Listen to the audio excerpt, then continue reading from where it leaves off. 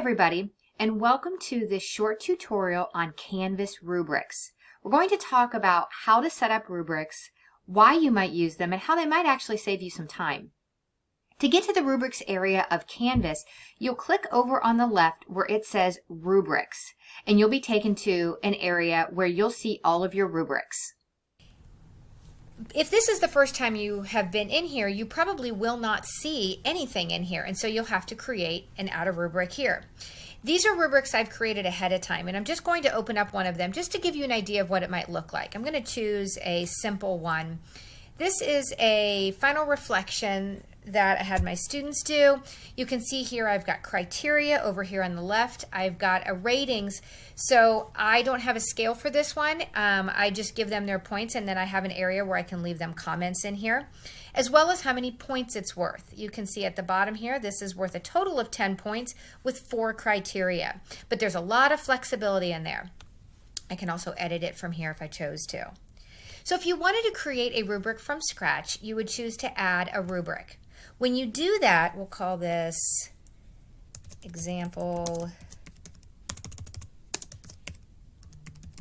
tutorial rubric.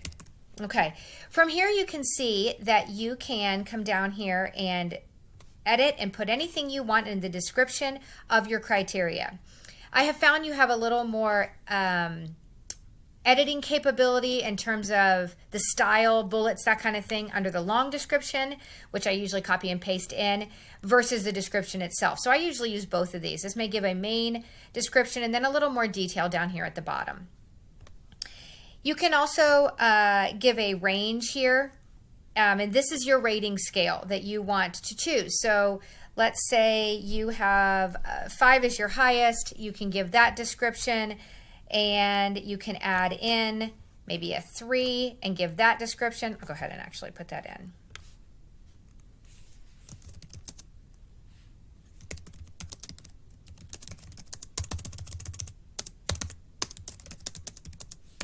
Goodness.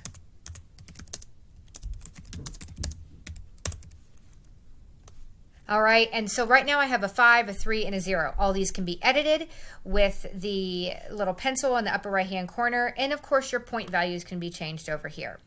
So you can add a second criteria if you choose to. You can actually duplicate what you already have, or you can create a brand new one. We'll call this criteria 2, further details. You get the idea. Okay, so again, you can have your scale here and your total number of points. So once you have created your rubric, and again, if you have these in another format, I copied and pasted quite a bit of my rubrics from Word documents into this so that I could connect it to a Canvas assignment and use it for grading. So I'm going to go ahead and create, and that works just fine, the copying and pasting. You may have to massage the spacing a little bit or line breaks, that kind of thing, but for the most part it works pretty well. All right, so I went ahead and saved it. So the next step in this, and you can always come back in here and edit any of these at any time if you choose to. So the next step in this is to connect this to an assignment. So I'm going to go ahead and go into my assignment area and show you how you can connect this. Okay, so here I am inside of just an example assignment. This is just for tutorial purposes. Always at the end of an assignment, you will see this plus rubric right here. So if I click on this plus rubric, I can come down here, and you can create it from here if you wanted to. Or you can bring one in that you have already created. So you can really create this in either spot. One of the buttons before I actually find a rubric I want to add to this, I want to make sure you understand is this right here. It says use this rubric for assignment grading. This is going to be important. If you click this, then you will have the ability for this to show up inside a speed grader and use this as a part of your grading. So I'm going to make sure that I choose that. But I'm going to go find our rubric first. So what you have to do here is you have to find your course name over here on the left, and then find your rubric over here in this next column. So I'm going to do that now. Okay, I found my course. Here is our example tutorial rubric with our 2 criteria here, and I'm going to choose use this rubric. Okay, so you can see this was brought in. Now, one thing you need to keep in mind is that if you want to see those options I showed you at the very beginning, you actually have to hit the edit button to edit the rubric. Now, here are those options that I showed you before. You can choose to freeform comments when assessing the students. If I choose to do that, you can see that my criteria here goes away and it is just an open field. So if I unchoose that, you can come back to our regular criteria that we came up with before. But I do want to make sure I use this rubric for assignment grading.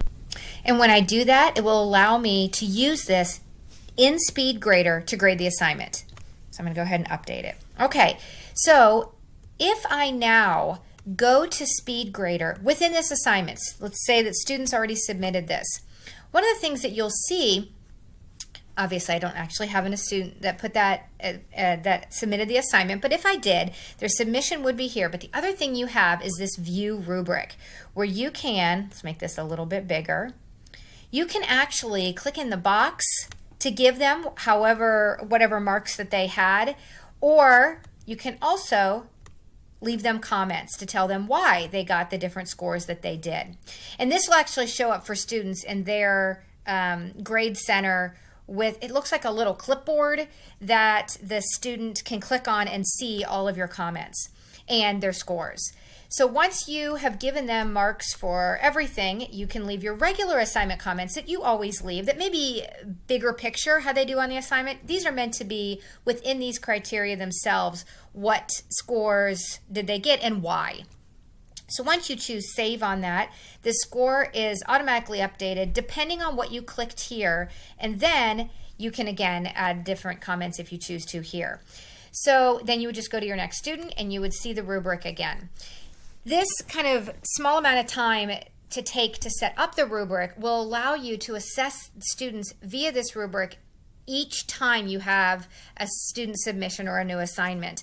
I have found personally that while it does take a little bit of time to set up initially, it does save me time when I'm assessing my students. And I find, because there are individual comment sections in here, I am giving them feedback that is valuable to them that I may not have done if this were in another format and it wasn't so convenient right here in front of me in Canvas. So these rubrics I have found to not only save me some time, but it's all in one place for students where they can see this inside a grade center and see everything that you're saying. What I had done in the past is I would have an external document, a Word document or something that I would type up and give them comments, and I would actually upload it right here. But that was one more thing that they needed to open up and to read. I found that doing it this way, everything is contained, and it does save me and I think them some time as well.